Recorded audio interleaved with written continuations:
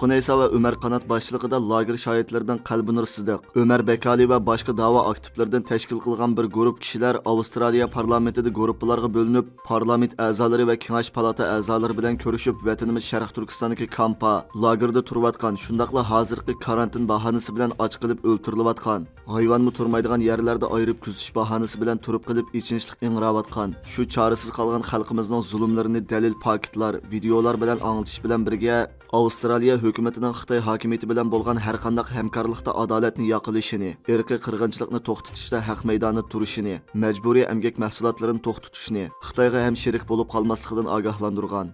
Bu guvohlik guruhi Avstraliya parlamentining qo'llashiga erishgan.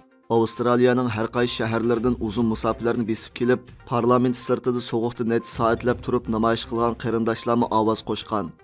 Vatanimiz Sharq Turkistonni shundaq fidokorlik ko'rsatilganda, milini, vaqtini, barliqini atiyalaganda, qurbon berilganda ozod qilg'ili va qirg'inchilikdan qutuldirg'ili bo'ladi.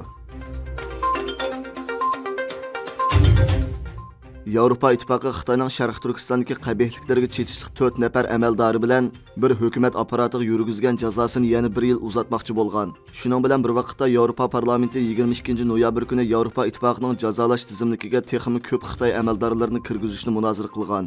Yevropa İttifaqı ilgari atalmış Şinjan Uyg'ur Avtonom rayonlik xalq qurultiyi doimiy komitetining muavin mudiri Ju Xaylun, siyosiy qonun komitetining sobiq sekretari, hozirgi Tibet partikomining sekretari Wang Junjiang, siyosiy qonun komitetining sekretari Wang Mingshan, JX nazoratining noziri Chin Mingo va Xitoyning ishlab chiqarish qurilish binotuanin jazolagan.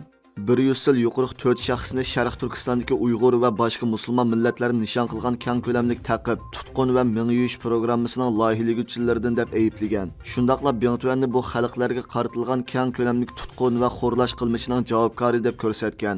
Janubiy Xitoy shahar pochtasi gazetining bildirishicha, Yevropa komissiyasining bir komiteti 30-noyabr kuni jazo muddatini uzartishni muzokara qilib, 5-dekabr tashqi ishlar ministrlarining yig'inida tasdiqladi ekan. Bu 2019-yil mart oyida yo'l qo'yilishga boshlagan bu jazoning kelar yil mart oyida qayta yangilanadiganligini ko'rsatgan. Bu jazo Yevropa Ittifoqi bilan Xitoy orasida misli ko'rilib boqmagan diplomatik surkilishni keltirib chiqargan. Janubiy Xitoy shahar pochtasi gazetining vaziyatdan xabardor diplomatlarning so'zlaridan naql keltirishicha, Sharq Turkistonning kishilik huquq vaziyatida hech qanday bir yaxshilanish bo'lmag'achqa jazoni uzartish qarori dekabr oyida hech qanday munozirasiz ma'qullanishi mumkin deb qaralmoqda.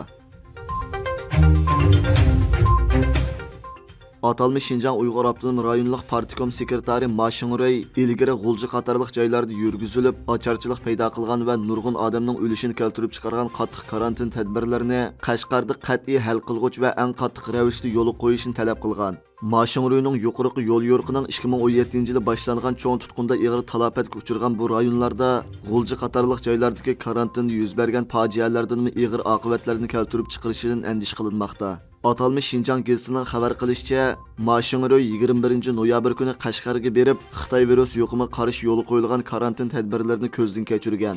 U Qashqarda bergan yo'l yo'riqida navbatdagi yuqumning oldini olish va kontrol qilish vaziyatining ig'irligi va murakkabligini aniq tunib yetib, uchta tavranmaslikda qat'iy ching turish, ya'ni qat'iy hal qilg'uch va eng qattiq tadbirlarni yo'l qo'yib, tarqalish zanjirini tezdan to'sib, yuqumning tarqalishini cheklash va uni eng tuvanchakka tushirish kerak degan. Ma Shingray so'zida konkret qandaq hal qilg'uch tadbirlarni elishini talab qilganligi tilga ilinmagan bo'lsa-mo, rayondan tarqalgan uchurlarda Xitoy doiralarining fuqarolarning sharoiti intayin nachar, cho'ng ko'lamdagi lager shakllik o'rinlarga kollektiv qamaganligi ko'rsatilmoqda.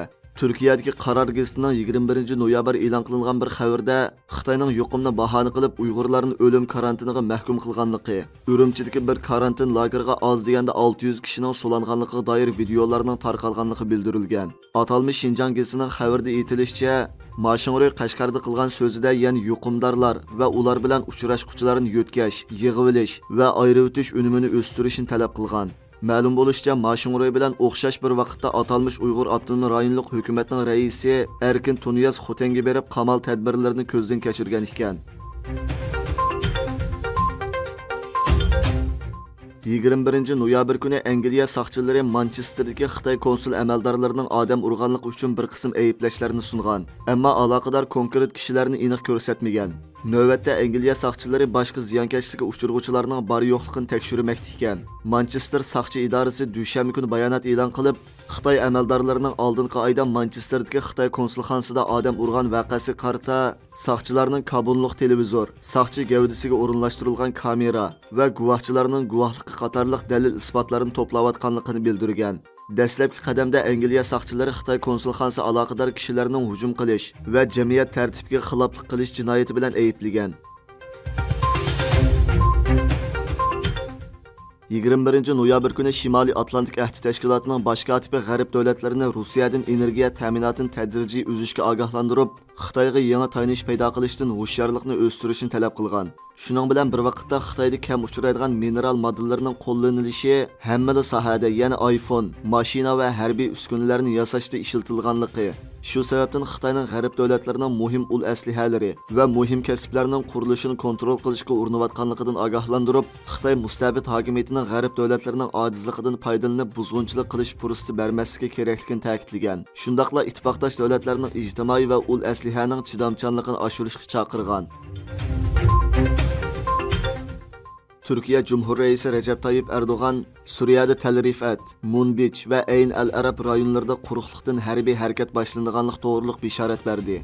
Cumhur Reisi Recep Tayyip Erdoğan o'zi rahbarlik qilayotgan Adalet ve Taraqqiyot partiyasining Türkiye Büyük Millet Meclisi'deki grup yig'inida so'zlagan nutqida mundaq dedi. Suriye chegara liniyalari qarta ahdimizga kelishim bo'yicha vafo qildik. Qarshi tarafdagilar kelishimga rioya qilmasa, bizmi o'z oldimizga harakatga o'tish huquqimizni ishga solishning vaqti keldi deganlikdir.